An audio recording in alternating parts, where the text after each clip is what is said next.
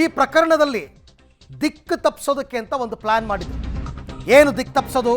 ಹತ್ಯೆ ಮಾಡಿದ್ದೇ ಯಾರೋ, ಪೊಲೀಸರ ಮುಂದೆ ಹೋಗಿ ಶರಣಾಗಿದ್ದೇ ಯಾರೋ.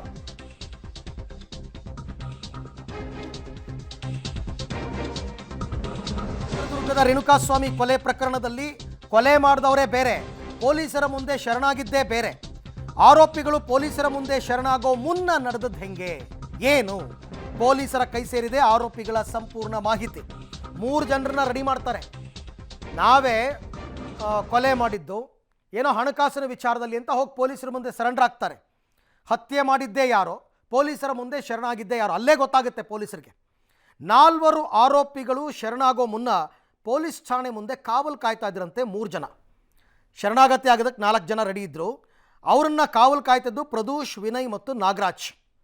ಶರಣಾಗೋದಕ್ಕೆ ಬಂದವರು ಯಾರು? ಕಾರ್ತಿಕ್ ಅಲಿಯಾಸ್ ಕಪ್ಪೆ, ಕೇಶವಮೂರ್ತಿ, ನಿಖಿಲ್ ನಾಯಕ್ ಮತ್ತು ರಘು. ಈ 4 ಬರೋದನ್ನು ಕಾಯ್ತಾ ಇದ್ದರು 3 ಆರೋಪಿಗಳು. ಪೊಲೀಸರು ಮುಂದೆ ಶರಣಾಗ್ತಾರಾ ಅಥವಾ ಎಸ್ಕೇಪ್ ಆಗ್ತಾರಾ, ಓಡೋಗ್ಬಿಡ್ತಾರಾ ಅಂತ ಕಾಯ್ತಾ ಇದ್ರು. ಇದಕ್ಕೆ ಪೂರಕವಾದ ಸಾಕ್ಷಿಗಳು ಈಗಾಗಲೇ ಪೊಲೀಸರ ಕೈ ಸೇರಿದೆ. ಕೊನೆಗೂ ಅವ್ರು ಹೋಗಿ ಸರೆಂಡರ್ ಆದರೂ ಅಲ್ಲೇ ಅನುಮಾನಗಳು ಶುರುವಾಗಿದ್ದು ಪೊಲೀಸರಿಗೆ.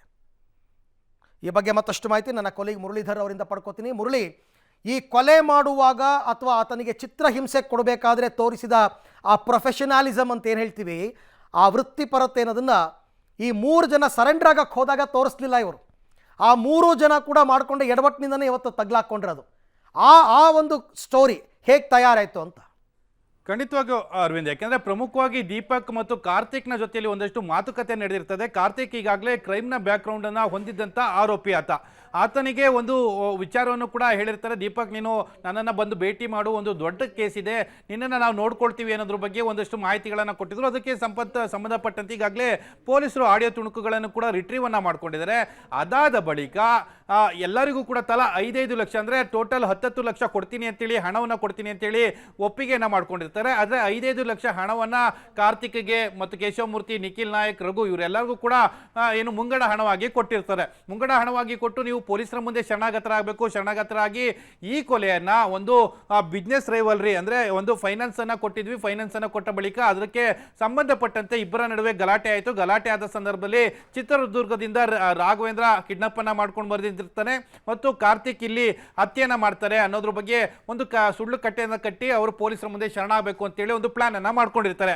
ಅದೇ ರೀತಿಯಲ್ಲಿ ಆ ಪ್ಲಾನ್ ಅನ್ನ ಮಾಡಿಕೊಂಡು ಪೊಲೀಸ್ ಠಾಣೆಗೆ ಶರಣಾಗೋ ಸಂದರ್ಭದಲ್ಲಿ ಈಗಾಗಲೇ 5-5 ಲಕ್ಷ ಹಣವನ್ನು ಪಡ್ಕೊಂಡಿದ್ದಾರೆ. 20 ಲಕ್ಷ ಹಣ ಮುಂಗಡವಾಗಿ ಕೊಡಲಾಗಿತ್ತು.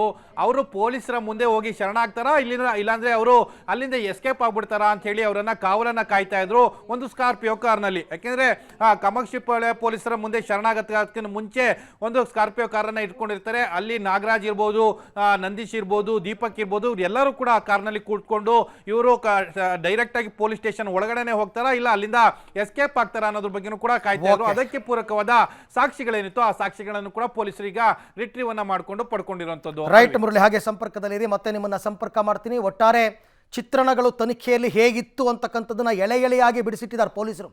ಎಲ್ಲದಕ್ಕೂ ಸಾಕ್ಷ್ಯಗಳನ್ನ ಒದಗಿಸಿದ್ದಾರೆ.